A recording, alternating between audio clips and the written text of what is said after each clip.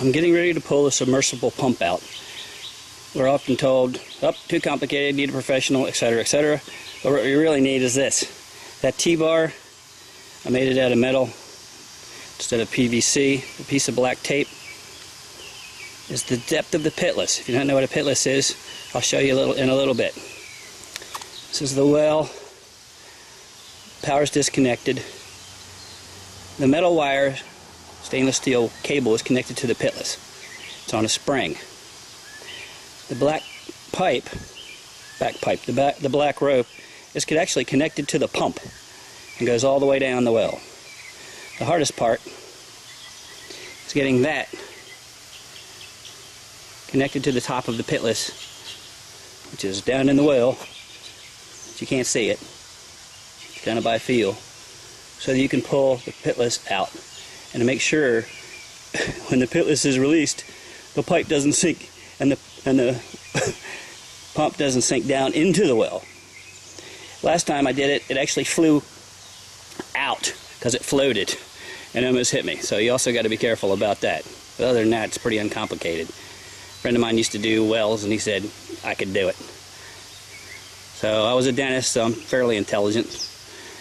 Got some common sense. Can work with tools. Not bad with my hands. My eyesight kind of sucks, but now. But anyway, not too bad. You also need either a pipe wrench or a large screwdriver to wrap around the rope in case you get tired when you're pulling it out, because it can get very heavy. Now, this is the 4th time I've done this, so I can tell you it's not that hard, but I actually marked the tape last time I put the pitless in, so I knew exactly what level it should be. Also, don't forget to disconnect your electricity, obviously, because if not, you'll have a heck of a time. Now I'm going to pull this wire, which releases the spring for the pitless. This is the pump. This is that guy, the thing that basically is a torque stopper. Basically, when it torques, it bows out and just touches the sides of the pipe. And there's the pipe. I'll show you the pitless in a second. This is the pitless. That spring basically holds it against the side.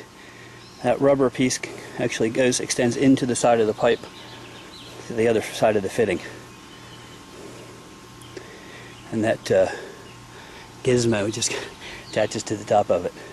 That doesn't go all the way through, obviously.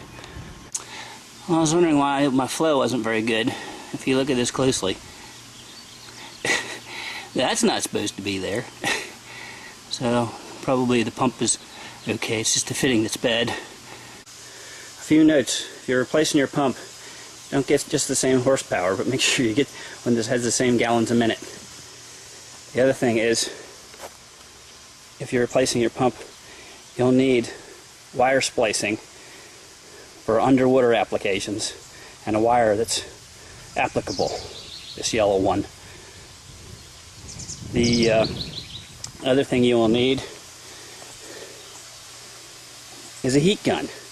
I've tried hair dryers, I've tried blue torches, but honestly, it's and you can use it for removing paint too, and it's great for shrink tubing on hobbies.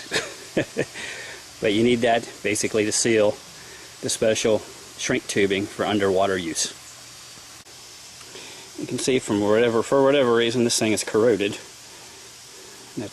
Connected to plastic on one end. I guess it didn't like the stainless steel very much. But anyway, so that's odd. Well, this shows the old one and the new one. Big difference. Guy at the plumbing supply store said he'd never seen this. They sell these every day for pumps. So brass on stainless, he said they usually don't have a problem with them. He said he's never seen this. So there you go. About a half a cup of Clorox down in your well before you put your pump back in. Also, I replaced the black electrical tape with twist ties.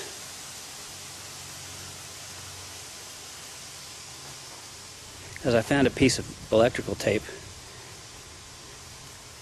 in the strainer of the motor, small piece. So I took it all off, even though that's what was on the other 3 pumps. But anyway, changing up.